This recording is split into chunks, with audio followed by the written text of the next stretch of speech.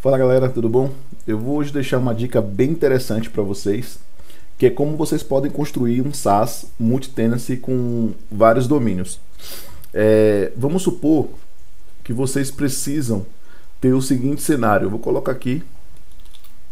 Vamos supor que vocês precisam ter um serviço ali que seria um gateway de pagamento, né? Um gateway de pagamento. Ok, você vai criar um gateway de pagamento e sendo que você vai ter inúmeros clientes para aquele projeto, para aquele código em si. Como que você pode ter um código só, um projeto só, que você vai ter um domínio para cada cliente? Você vai estar aqui, ó. Vamos botar aqui um exemplo de get desconhecido, né? Pagar-me. Vamos botar aqui domínio, vou botar aqui como cliente. Client 1. Pronto. Já criou aqui vários métodos de pagamento. Vamos supor que você precisa prover uma plataforma para cada um desses clientes, certo? E você precisa, olha, eu quero ter um código só e quero prover para os meus clientes a mesma estrutura ali, só que cada um vai ter uma cor, cada um vai ter uma logomarca, cada um vai ter um domínio. Como que a gente faz isso no back-end e como eu construo no Laravel isso? É isso que eu vou mostrar para vocês agora aqui, certo? Vou apagar isso aqui. E primeiramente, o que eu faço no projeto? Na minha model, eu sempre crio uma model chamada tenant, né? Por que essa model tenant? É onde eu coloco as informações desse cliente, desse tenant, né? Eu boto o nome, boto o domínio, boto o e-mail, aí eu boto a logo, boto o favicon, boto o tema que ele vai citar e o status para poder, né, poder fazer a alteração dele, se ele está ativo, se ele não está ativo. Esse é o primeiro procedimento. Então, o tenant. O segundo procedimento que eu crio é uma pasta aqui nas traits. Eu crio uma trait chamada tenant. E dentro dela, o primeiro arquivo que eu configuro é esse arquivo aqui, ó, que é o manager tenant. O que eu faço desse arquivo? Ele é composto de algumas funções. A primeira função é a função que eu chamo ali de pegar o domínio do tenant, né? Eu capturo o domínio do tenant. Como esse é um back-end que ele pode ser acessado via API e via navegador, então aqui nesse método eu já faço um hash, né? Eu já faço aqui uma verificação. Se existir esse domínio aqui, se existir isso vindo do header, esse domain, eu quero que a variável domain seja o que vem do header. Se não, ela venha da request get host, então do que está vindo lá do navegador. Então aí eu chamo aqui eu dou um retorno aqui, né, na minha self hostname, que é uma função aqui abaixo que eu consigo tirar os prefixos, né? Tipo .api, .dev, .app, e aí consigo fazer meu tratamento aqui, tenho essa função.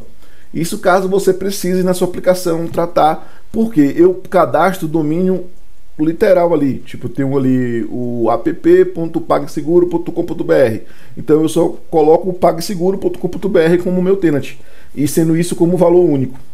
A segunda função é eu mostro qual é o tenant, né? Eu chamo a função domain e mostro o tenant. A terceira função é o identify. Então eu identifico o ID desse tenant e vocês vão entender por que eu uso isso.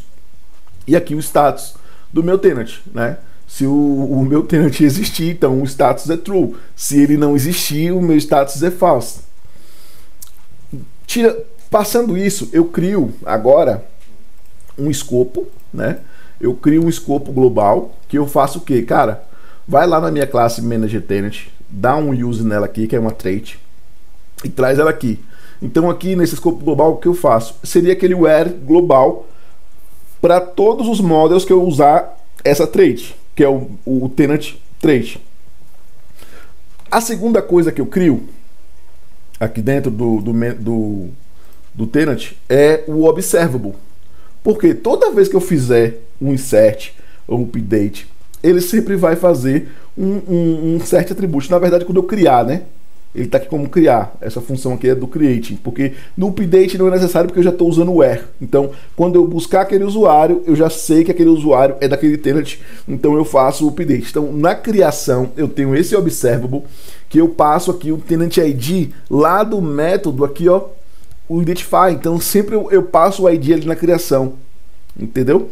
A segunda coisa que eu crio aqui agora é um middleware chamado tenant, porque aí eu consigo identificar o meu tenant.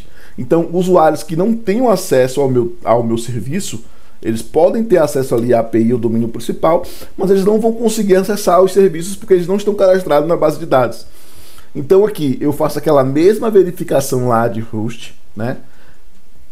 Tiro aqui a variável. Aqui, como eu estou usando o Swagger, né? Então aqui dentro dessa variável aqui eu já passo já as informações do Swagger tenant a tenant aqui, ó. Então cada usuário tem uma documentação e tudo isso dentro do mesmo código. Então aqui eu faço a verificação, aqui eu deixo a autenticação, né, de login fora da verificação. Aqui eu verifico quem é o domínio principal da aplicação e aqui eu dou as respostas. Olha, se você não for um host cadastrado, se você não existir, se você não for um host, se você não for ADM, então ele manda uma resposta: você não tem cadastro na nossa API, dá um erro 401 para ele. E aqui, se o tenant existir, ele vai e gera também as configurações aqui do Swagger para a gente. Então esse é o passo e eu crio aqui. E uma observação: hoje no Laravel 12, no Laravel 11, para você colocar os middlewares, ele não é mais naquela pasta, não é naquele arquivo kernel, é dentro de Bootstrap App. Então aqui você tem que registrar todos os seus middlewares. Então essa é uma forma rápida e simples que eu utilizo para criar um sistema multi-tenant, multi-usuário, multi-domínios, multi-subdomínios. E aí é isso. Valeu!